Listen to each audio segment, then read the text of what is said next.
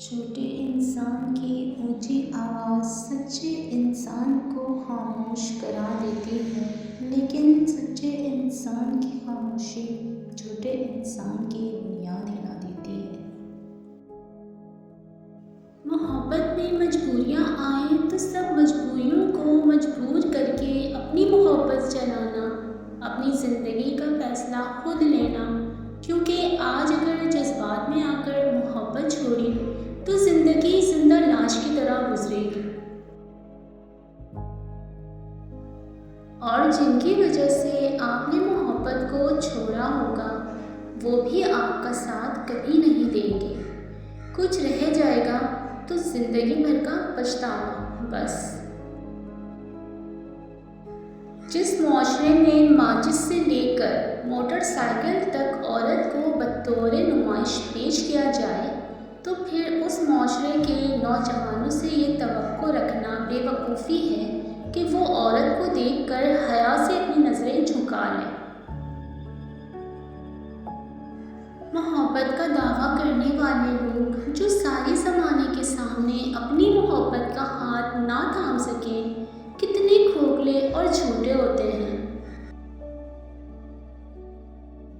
عورت ایک تصویر کی مانند ہے، اگر کسی قدردان کے ہاتھ لگ جائے تو وہ کبھی بھی اس کے رنگ خراب نہیں ہونے دیتا۔ جب بے وجہ توڑ دیے جاؤ تو سمجھ جاؤ کہ وہ تمہیں اپنے قریب لا کر جوڑنا چاہتا ہے۔ مرد جسمانی تعلق کی وجہ سے بہت مجبور ہے، اس کی محبت اس کے جسم سے جاتی ہے اور جسم سے سو جاتی ہے۔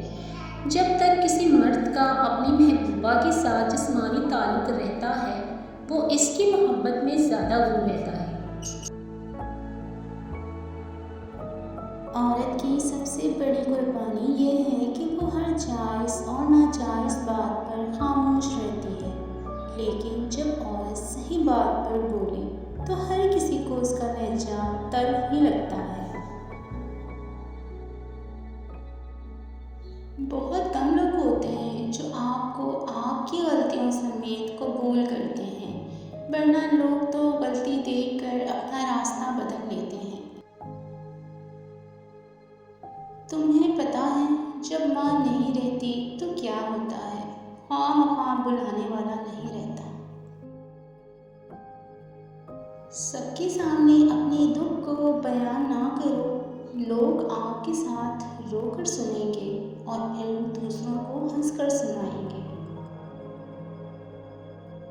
زندگی میں کوئی نہ کوئی ہار ایسی ضرور ہوتی ہے جس کے بعد ہمارا دل جیتنے کو نہیں کرتا۔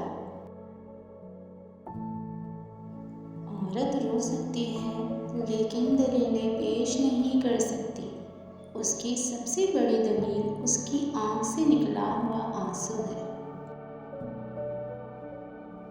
جو مرد صرف تمہارے جسم کے لیے تم سے محبت کرے گا، اس کی ایک نشانی ہوگی وہ تم سے پیار کی باتیں کرے گا اور تمہاری غلط بات میں ہاں ملائے گا۔